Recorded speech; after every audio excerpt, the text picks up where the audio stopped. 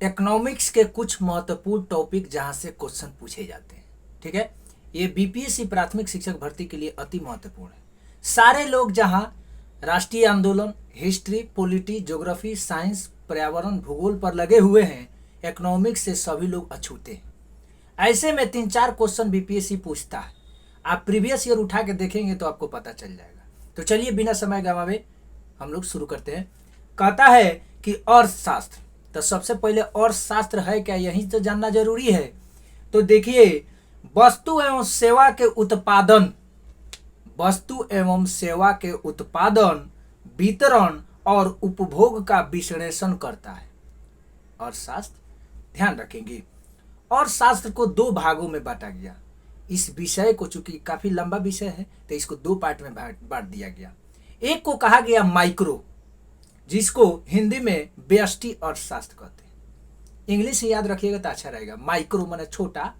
एक को मैक्रो यानी समष्टि माने विस्तार स्तर पर। माइक्रो के अंतर्गत हम लोग घरेलू और बिजनेस रिलेटेड चीजें पढ़ते हैं, जबकि मैक्रो के अंतर्गत हम लोग मुद्रास्फीति, बेरोजगारी, मूल स्तर और आर्थिक समृद्धि की चर्चा करते हैं इसमें। ठीक है, उसके बाद आता है अर्थव्यवस्था। इसको भी समझना जरूरी है कि अर्थव्यवस्था क्या है।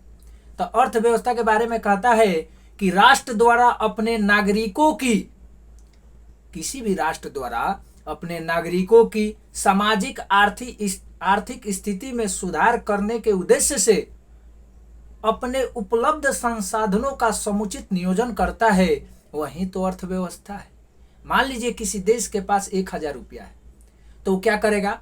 400 रुपया इलेक्ट्रिसिटी पर, 200 रुपया परिवहन पर, 100 रुपया शिक्षा पर, ठीक है, 20 रुपया स्वास्थ्य पर।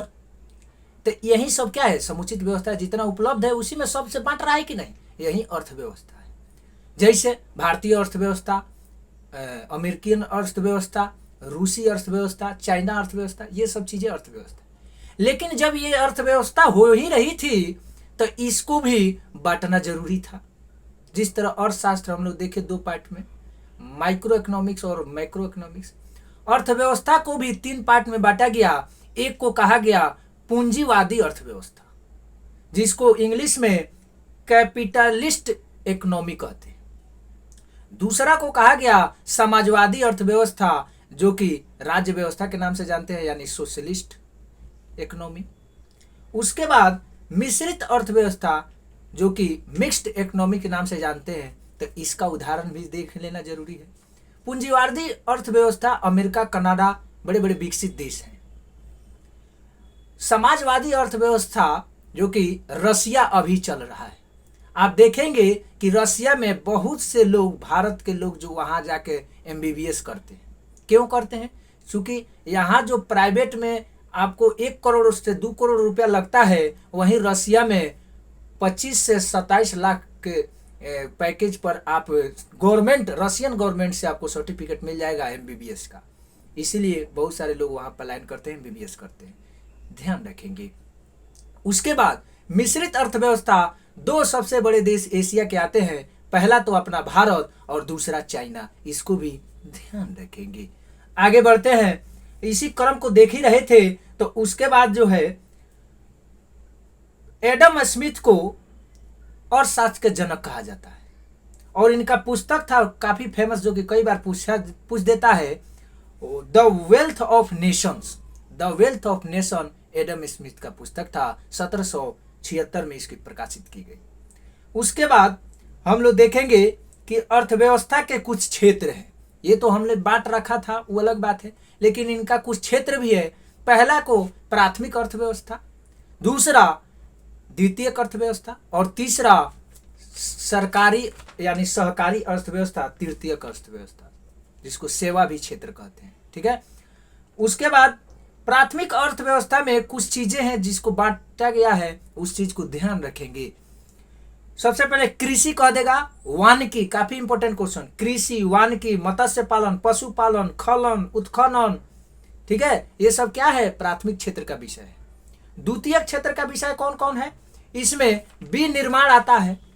ठीक है, विनिर्माण, विद्युत, गैस, जल आपूर्ति, अन्य जन उपयोगी सेवाएं, औद्योगिक क्षेत्र भी इसे कहा जाता है, द्वितीय क्षेत्र को। उसके बाद तृतीय क्षेत्र को सेवा क्षेत्र के नाम से भी जानते हैं।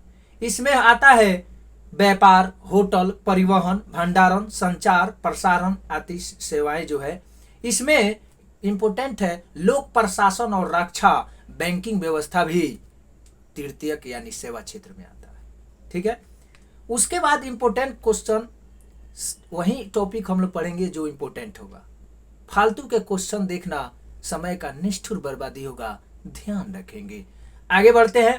प्रोफेसर अमर्त्य सेन ने आर्थिक विकास को अधिकारिता का क्षमता के विस्तार के रूप में परिभाषित किया है।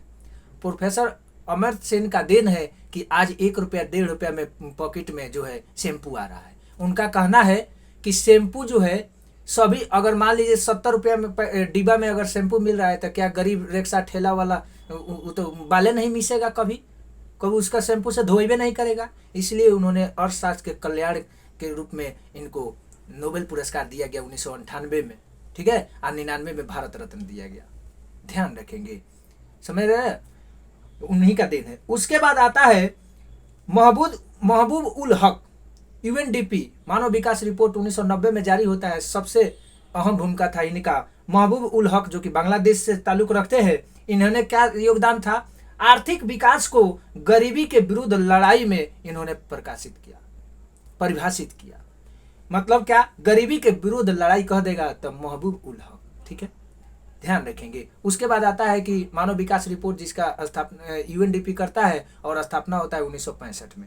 अभी भारत मानव विकास रिपोर्ट में जो है 132 स्थान है, पहला स्थान स्विट्जरलैंड में, जो कि करंट में आप पढ़े थे।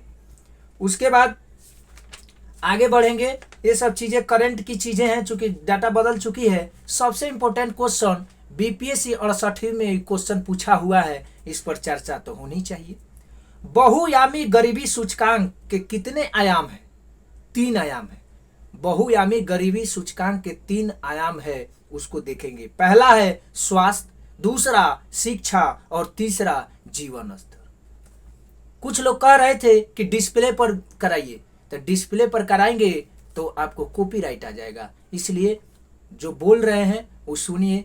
क्योंकि मेरा प्रयास रहता है कि आप लोगों को खाटी भाषा में, देहाती भाषा में, एकदम सरल भाषा में ये प्रयास किया जाए। समझिए कि मैं आपके सामने हूँ, एकदम ग्रुप जैसा हो रहा है, मज़ा आ रहा है सेशन में, मुझे खुद मज़ा आता है, ध्यान रखेंगे। आगे बढ़ेंगे। उसके बाद ये चीज़ तो हो गया बहुआयामी। आता है राष्ट्रीय आय। ये कई बार क्वेश्चन पूछा हुआ है। भारत का राष्ट्रीय आय और प्रति व्यक्ति आय की गणना सर्वप्रथम दादाभाई नौरोजी ने 1867-68 में किया था, और उस समय प्रति व्यक्ति आय बताई थे 20 रुपया। क रुपया? 20 रुपया। हालांकि उसके बाद भी एफ सरास ने बताया था 1911 ईस्वी में भारत का प्रति व्यक्ति आय 49 रुपया। ये चीज इंपोर्टेंट नहीं था, लेकिन दादाभाई नौरोजी 20 रुपये बताए थे 1867-68 में। ये काफी इंपोर्टेंट, ध्यान रखेंगे। उसके बाद इंपोर्टेंट क्वेश्चन पूछता है कि राजकोषीय नीति किसके द्वारा तैयार की जाती है? तब वित्त मंत्रालय के द्वारा। किसके द्वारा? वित्त मंत्रालय के द्वारा, ध्यान रखेंगे। आगे बढ़ते हैं। सबसे इंपोर्टेंट क्वेश्चन ये भी कई बार पूछा गया है। राष्ट्रीय आय लेखांकन का जन्मदाता किसे माना जाता है? तो साइमन कुजनेट्स को। किसको? साइमन कुजनेट्स को। इनको नोबेल पुरस्कार दिया गया 1978 में, ध्यान रखेंगे। जबकि अर्थशास्त्र सबसे पहले अर्थशास्त्र देने की बात की गई नोबेल पुरस्कार, जो कि 1968 में, लेकिन अर्थशास्त्र दिया कब गया? 1969 से शुरुआत की गई, ध्यान रखेंगे। आगे बढ़ते हैं। कुछ इंपोर्टेंट है, उसी को देखेंगे। रघुराजन समिति के सिफारिश पर जो है सीएसओ और एनएसएसओ को मिलाकर एनएसओ की स्थापना किया गया। मतलब ये एनएसओ क्या है जी? तो ये भारतीय सांख्यिकी संगठन है, इसका स्थापना 2019 में किया जाता है मर्ज करके, ठीक है। कई बार क्वेश्चन पूछ दिए जाते हैं कि इनमें से कौन से राष्ट्रीय आय में गणना नहीं की जाती है, यानी राष्ट्रीय आय में शामिल नहीं किया जाता है। तो वो है पेंशन, लॉटरी जीतिएगा वो, और विदेशों से प्राप्त उपहार, वो राष्ट्रीय आय में शामिल नहीं किया जाता है, ठीक है। आगे बढ़ते हैं। सकल घरेलू उत्पाद काफी फेमस है, जीडीपी, कई बार क्वेश्चन पूछे जाते हैं। ये होता क्या है? किसी देश की आर्थिक वृद्धि की सर्वाधिक उपयुक्त माप है जीडीपी। देश के वृद्धि कितना है अगर वो देखना है तो आपको जीडीपी देख लेना होगा, और देश का जीवन स्तर कैसा है अगर उसको देखना है तो प्रति व्यक्ति आय देख लीजिए। दोनों अलग अलग चीज़ें ध्यान रखेंगे। आगे बढ़ते हैं। इधर जब बढ़ते हैं तो सकल राष्ट्रीय उत्पाद यानी ग्रॉस नेशनल प्रोडक्ट जीएनपी, तो जीएनपी बराबर होता है GDP plus x minus y. तो एक्स क्या है, तो अपना भारत का लोग जो Dubai, Qatar, Russia, Indonesia, Nigeria में जाके कमा रहा है, तो वो पैसे उससे जो अर्जित आय हो रहा है वो, माइनस एम जो विदेशी कोई व्यक्ति यहाँ आके कमा रहा है या फिर कोई कंपनी लगाया है उसमें घटा दीजिएगा तो जीएनपी मिल जाएगा, ध्यान रखेंगे। आगे बढ़ते हैं। आगे जब बढ़ेंगे तो कुछ इम्पोर्टेंट टॉपिक आपको मिलेगा। सबसे इम्पोर्टेंट क्वेश्चन आता है कि 1944 ईस्वी में बॉम्बे प्लान, 1944 ईस्वी में लाया गया बॉम्बे प्लान सर आरदेशियर दलाल द्वारा। किसके द्वारा? सर आरदेशियर दलाल द्वारा। उसके बाद 1945 में आता है जन योजना, जिसको पीपुल प्लान कहते हैं। ये जन योजना लाया गया एम एन राय द्वारा। किसके द्वारा? एम एन राय द्वारा। उससे भी ज़्यादा इंपॉर्टेंट बनता है 1950 ईस्वी में सर्वोदय योजना लाया गया जयप्रकाश नारायण द्वारा। क्योंकि जयप्रकाश नारायण यहाँ से थे और इसलिए इनकी गतिविधि होती रहती है, ये चीज़ जरूरी है, ध्यान रखेंगे। आगे बढ़ते हैं। आगे जब बढ़ेंगे तो सबसे इम्पोर्टेंट क्वेश्चन अब आएगा पंचवर्षीय योजना। आप जानते हैं कि प्रथम पंचवर्षीय योजना का कार्यकाल 1951 से 56 तक रहा। प्रथम योजना जो थी पंचवर्षीय योजना किस मॉडल पर था, ये चीज़ देखना जरूरी है। तो हेराल्ड डोमर मॉडल पर। कौन मॉडल?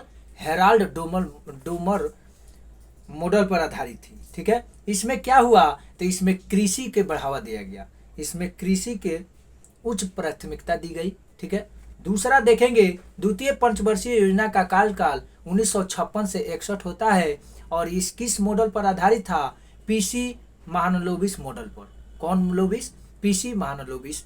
इस योजना का उद्देश्य क्या था?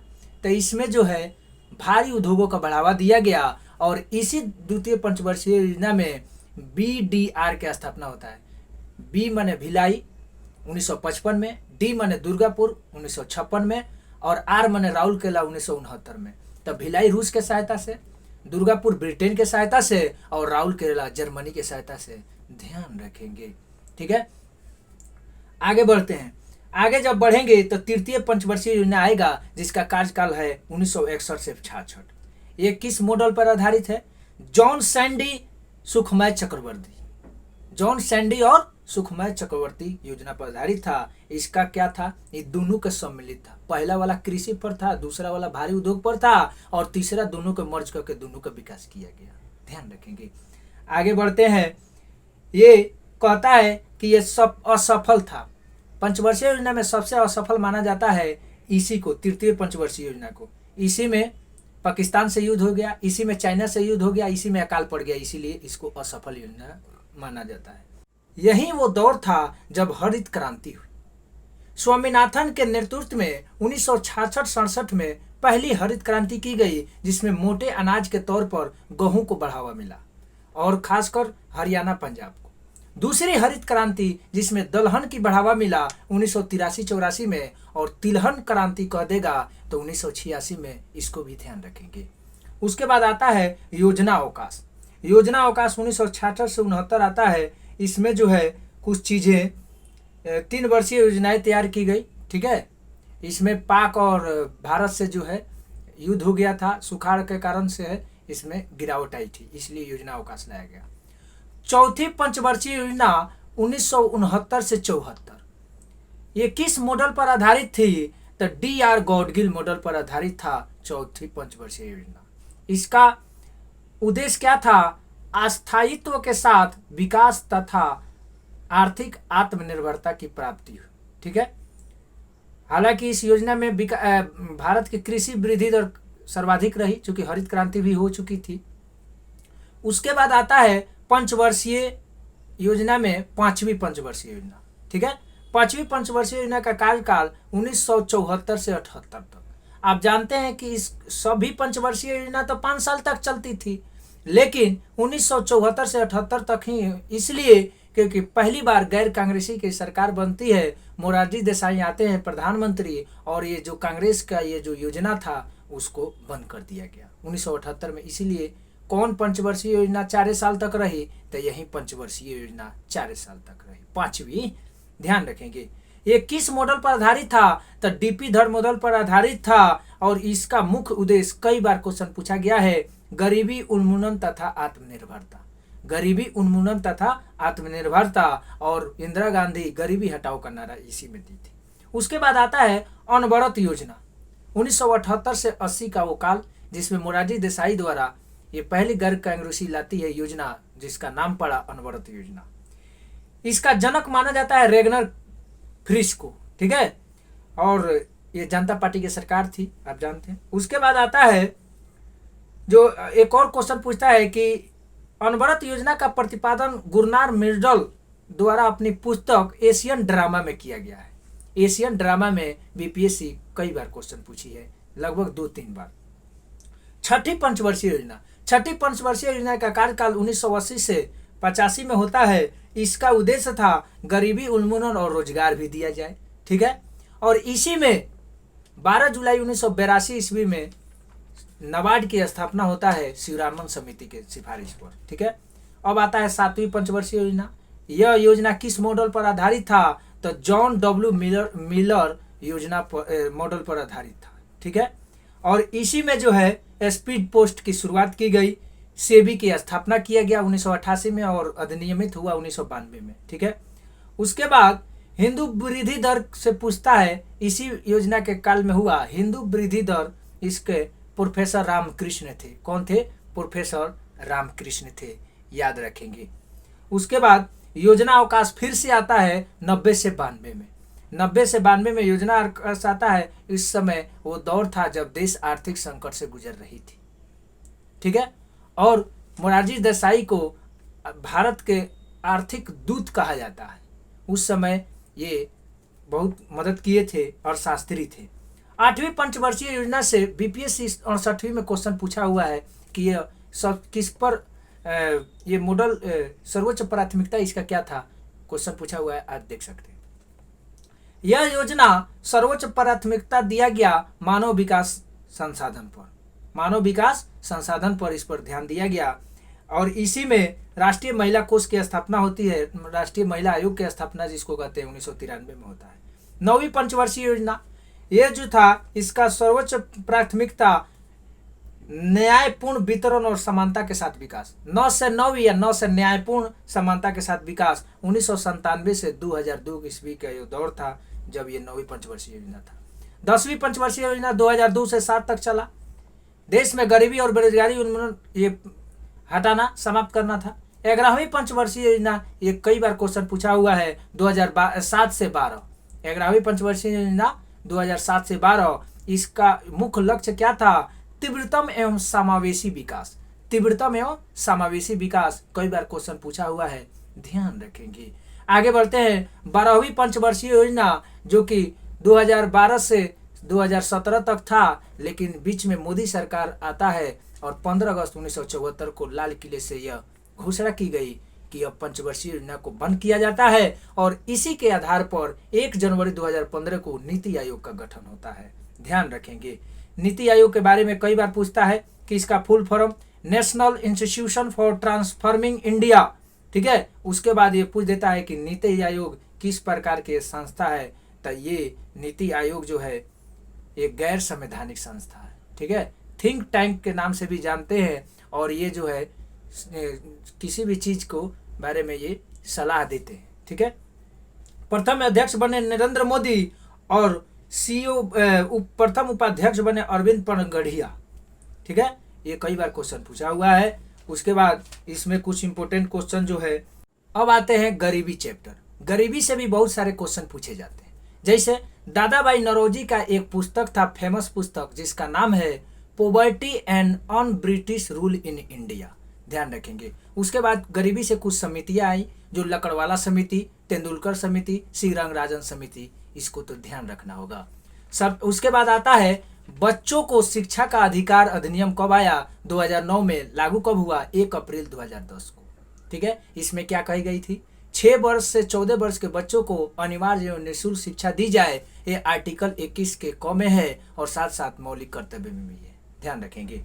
आगे बढ़ते हैं। सौर शिक्षा अभियान आप जानते हैं कि 2001 में आता है। उसके बाद मिड डे मील की शुरुआत तमिलनाडु से की गई 1995 में। आगे बढ़ते हैं। राष्ट्रीय ग्रामीण स्वास्थ्य मिशन जो कि नेशनल रूरल हेल्थ मिशन, इसकी शुरुआत 12 अप्रैल 2005 को होता है, ठीक है। उसके बाद कुछ क्वेश्चन पूछ दिए जाते हैं। डिजिटल इंडिया कार्यक्रम की शुरुआत 2014 में। प्रधानमंत्री जनधन योजना जो कि 14 करोड़ खाता खोले गए वो 2014 में। दीनदयाल उपाध्याय अंत्योदय योजना 2014 में। स्वच्छ भारत मिशन 2014 में। हम लोग प्रमुख योजनाएं ही पढ़ेंगे। फालतू के योजना पढ़ना, फालतू के क्वेश्चन देखना समय का निष्ठुर बर्बादी है, ध्यान रखेंगे। आगे बढ़ते हैं। मिशन इंद्रधनुष कई बार क्वेश्चन पूछा हुआ है, ये टीकाकरण से है, 2014 में आता है। बेटी बचाओ बेटी पढ़ाओ हरियाणा के पानीपत से शुरू किया गया क्योंकि वहां लिंगानुपात सबसे कम था। 2015 में प्रधानमंत्री कौशल विकास योजना 2015 में। उजाला योजना जो कि बल्ब से था 2015 में। अटल पेंशन योजना 2015 में। और उसके बाद Atal mission for rejuvenation and urban transformation, ये जो है 2015 में। डिजिटल इंडिया 2015 में। प्रधानमंत्री फसल बीमा योजना 2016 में। अभी अभी बिहार दरोगा जो 64 पदों के लिए अग्निशामक पदाधिकारी का और मद्य निषेध इंस्पेक्टर का एग्जाम लिया, उसमें पूछ दिया था। स्टार्टअप इंडिया 2016 में। प्रधानमंत्री उज्ज्वला योजना 2016 में। नमामि गंगे 2016 में। उसके बाद भारत माला परियोजना 2017 में। आयुष्मान भारत ये जन आरोग्य योजना झारखंड के रांची से शुरू होता है 2018 में, ध्यान रखेंगे। आगे इंपॉर्टेंट क्वेश्चन। नई शिक्षा नीति 2020 में आती है और 2020 में आती है। ये मॉडल इसका क्या था? 5-3-3-4, ठीक है, यानी 5-3-3-4 ये मॉडल पर आधारित है। इसको पैटर्न है ये, इसको ध्यान रखना होगा। आगे बढ़ते हैं। नई आर्थिक सुधार नीति कब आया? 1991 का वो दौर था जब मनमोहन सिंह इसमें काफ़ी भूमिका निभाए थे अग्रदूत के रूप में, ठीक है। आगे बढ़ते हैं। कुछ इम्पोर्टेंट क्वेश्चन वही चीज़ देखेंगे। अब आते हैं भारतीय वित्त व्यवस्था से, यानी रिजर्व बैंक। रिजर्व बैंक का स्थापना होता है 1 अप्रैल 1935 को, जो कि राष्ट्रीयकरण होता है 1 जनवरी 1949 को। स्थापना होता है 35 में और राष्ट्रीयकरण होता है 1 जनवरी 1949 को। रिजर्व बैंक का अभी जो है वित्तीय कार्यकाल 31 मार्च से 1 अप्रैल है, ठीक है, इसका सर्कल जो होता है। आगे बढ़ेंगे। हिल्टन यंग आयोग का पहला आयोग था जो केंद्रीय बैंक रिजर्व के रूप में आरबीआई की मैंने पृष्ठभूमि तैयार की, ठीक है, ध्यान रखेंगे। उसके बाद हम लोग देखेंगे कि पहली बार 19 जुलाई 1969 को 14 बैंकों का राष्ट्रीयकरण किया गया। कई बार क्वेश्चन पूछता है, बहुत इंपॉर्टेंट क्वेश्चन। तो क्या पढ़े थे? पहली बार 14 जुलाई 1969 को 14 बैंकों का राष्ट्रीयकरण किया गया। उस समय प्रधानमंत्री इंदिरा गांधी थी। दूसरी बार 15 अप्रैल 1980 को 6 बैंकों का राष्ट्रीयकरण किया गया, ठीक है, ये ध्यान रखें कि 2 बार राष्ट्रीयकरण किया गया है। राष्ट्रीयकरण मतलब प्राइवेट बैंक को सरकारी बैंक कर दिया गया। उसका कुछ शर्त भी होता है, कितना करोड़ का टर्नओवर होना चाहिए, ध्यान रखेंगे। उसके बाद कुछ समितियां हैं जो काफ़ी इंपॉर्टेंट है, कई बार क्वेश्चन पूछा जाता है।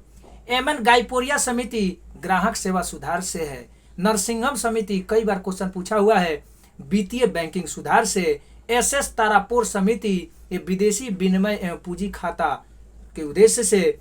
उषा थेराट समिति ये देश के सभी गांवों में वित्तीय सेवाएं उपलब्ध कराने। उषा थेराट इन्हीं के तहत जो सीएससी से हम लोग अंगूठा उठा के पैसा ले लेते हैं वही है, ठीक है, सीएसपी केंद्र।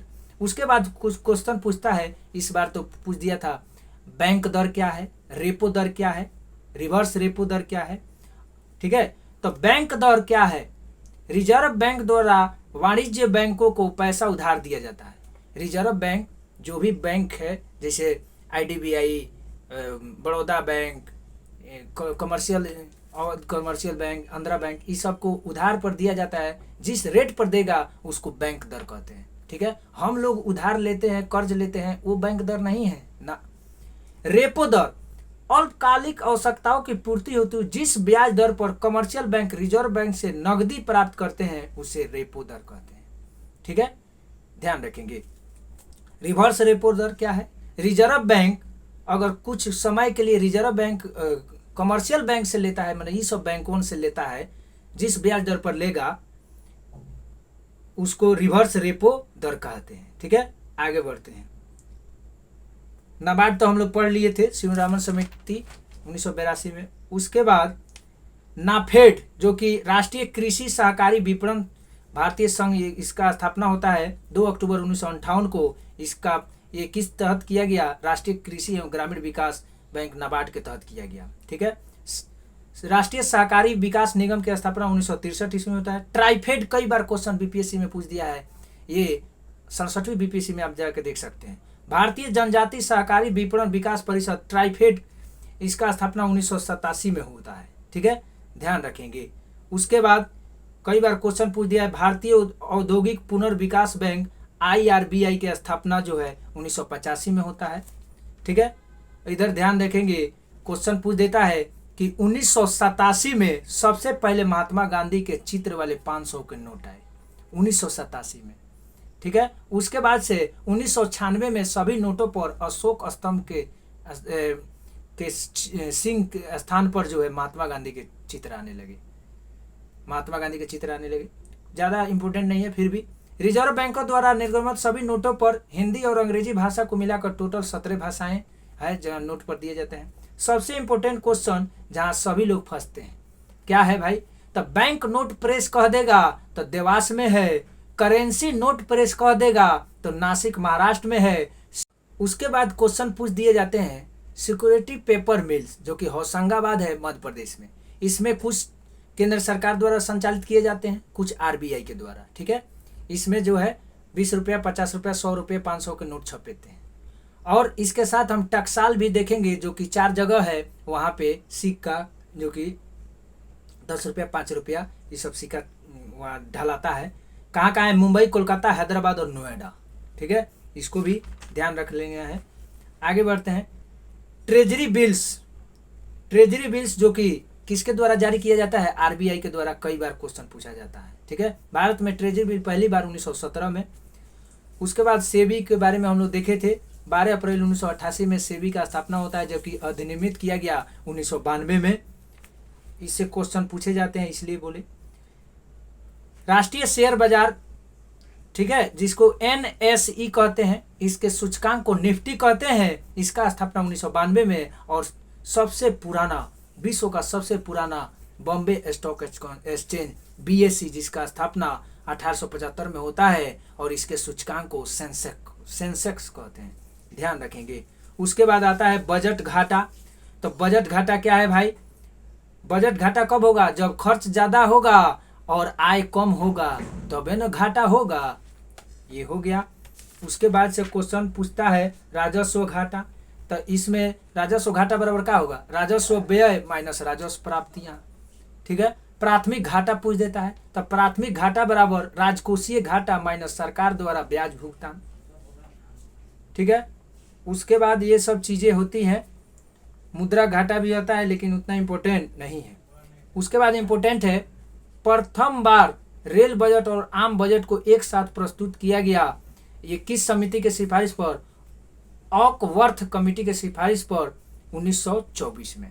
जबकि जो है ये फिर अलग हो जाता है 2017 में विवेक देवराय समिति के सिफारिश पर। ठीक है, उसके बाद स्वतंत्र भारत का पहला बजट 26 नवंबर 1947 को पहले वित्त मंत्री RK षणमुखम सेठी के द्वारा पेश किया गया। ये कई बार क्वेश्चन पूछता है। कुछ प्रत्यक्ष टैक्स और कर के बारे में पढ़ लेंगे।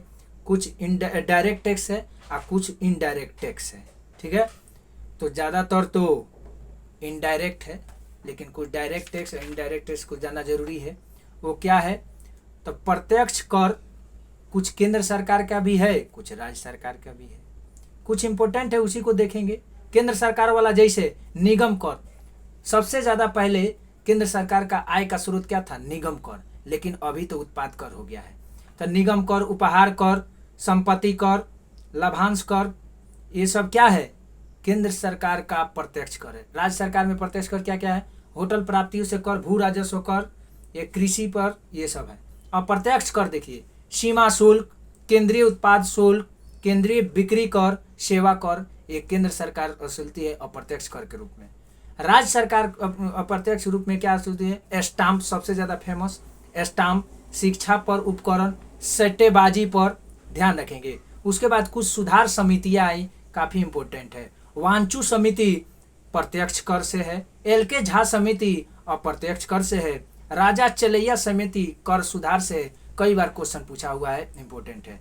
रेखा समिति अप्रत्यक्ष कर से, केलकर समिति प्रत्यक्ष एवं परोक्ष करारोपण से, रंगराजन समिति ये पेट्रोलियम एवं उत्पादन के प्रशुल्क संरचना पर, ठीक है। उसके बाद GST आता है, गुड्स सर्विस एंड टैक्स, 1 जुलाई 2017 से लागू किया जाता है। GST सबसे पहले फ्रांस में लागू होता था। क्वेश्चन पूछ देता है कि किस संविधान संशोधन के तहत GST लाया गया था? 101, ठीक है, ध्यान रखेंगे। उसके बाद कृषि, तो कृषि आप जानते हैं कि भारत एक कृषि प्रधान देश है, वो तो भूगोल में हम लोग पढ़ रखे थे। इंपॉर्टेंट क्वेश्चन जहाँ से क्वेश्चन पूछते हैं, न्यूनतम समर्थन मूल्य MSP कहते हैं, मिनिमम सपोर्ट प्राइस, जो कि अभी 23 फसलों पर केंद्र सरकार एक आयोग है जिसका नाम है कृषि लागत एवं मूल्य आयोग के सिफारिश पर ये चीज़ किया जाता है। किसानों को पहले ही मूल्य बता दिया जाता है कि आप फसल का आपका इतना मिनिमम प्राइस है, इतना केजी है, चाहे इतना क्विंटल है, इस चीज़ पर, ठीक है, ध्यान रखेंगे। उसके बाद कुछ आता है प्रधानमंत्री किसान सम्मान निधि, ठीक है, जो किसानों को 6,000 रुपया मिलता है वार्षिक किस्त, 2-2 हज़ार करके। कुछ उद्योग धंधे हैं जो कि हम लोग ज्योग्राफी में देखे थे। महारत्न से पूछ देता है अभी कितने महारत्न है, तो 11 कंपनी है जो महारत्न में शामिल है और 12 महान रत्न है। 11 महारत्न, अभी 12 हो गया है, कितने हो गए हैं? अभी 12 महारत्न हो गए हैं, ध्यान देंगे। अभी महारत्न कंपनियों की संख्या 12 है, जबकि मिनी रत्न कंपनियों की संख्या 13 है, ध्यान देंगे। वही क्वेश्चन देख रहे हैं जो कि इम्पोर्टेंट है और पूछे जाते हैं। अंतर्राष्ट्रीय मुद्रा कोष IMF, इसका स्थापना 27 दिसंबर 1945 को, इसका मुख्यालय वाशिंगटन में। विश्व बैंक का भी स्थापना 45 को, इसका मुख्यालय भी वाशिंगटन में, ध्यान देंगे। उसके बाद कई बार क्वेश्चन पूछता है, वेल्थ ऑफ नेशन पुस्तक Adam Smith, principle of economics Marshall, Das Kapital, कई बार भर भर के क्वेश्चन पूछता है कि दास कैपिटल किसका पुस्तक है? कार्ल मार्क्स का, ठीक है। मुद्रास्फीति के बारे में हम जानेंगे। मुद्रास्फीति वह स्थिति है जिसमें कीमत स्तर में वृद्धि हो जाती है। महंगाई के दूसरा नाम है मुद्रास्फीति, खाँटी भाषा में समझिए, समझ रहे हैं ना। आगे बढ़ते हैं। उसके बाद पूछ देता है कि तेजड़िया और मंदारिया किससे संबंधित है? तो ये है स्टॉक एक्सचेंज का एक शब्द है, तेजड़िया और मंदारिया, ठीक है। उसके बाद विमुद्रीकरण यानी डिमोनेटाइजेशन क्या है? जब काला धन बढ़ जाता है तो सरकार के द्वारा पैसा को एक्सचेंज कर दिया जाता है। आपको पता होगा कि 8 नवंबर 2016 को रात 8 बजे मोदी जी यही किए थे। उसके बाद क्वेश्चन पूछता है स्टैगफ्लेशन। स्टैगफ्लेशन क्या है? तो यह अर्थव्यवस्था की ऐसी स्थिति है जिसमें मुद्रास्फीति के साथ साथ मंदी की स्थिति रहती है, यानी महंगाई के साथ साथ क्या रहती है? मंदी भी रहती है, ठीक है। तो ध्यान देंगे, कई बार क्वेश्चन पूछता है इससे। कृष्ण क्रांति का संबंध खनिज तेल से है। गोल्डन हैंडशेक स्कीम स्वैच्छिक सेवानिवृत्ति से, ठीक है। इससे भी कई बार क्वेश्चन पूछा हुआ है। बाकी चीज़ तो हम लोग देख ही लिए, ठीक है। इस बार तो बहुराष्ट्रीय कंपनियां पूछ लिया था, बिहार दरोगा आयोग, लेकिन इसी का यही रेंज है जहां से BPSC क्वेश्चन पूछे जाते हैं। हम लोग सभी इंपॉर्टेंट क्वेश्चन देखें इकोनॉमिक्स का, जहां से क्वेश्चन पूछे जाते हैं। बाकी को आप चैनल को देखते रहिए, चैनल को सब्सक्राइब करेंगे, लाइक करेंगे, शेयर करेंगे, कमेंट तो करते ही हैं। धन्यवाद।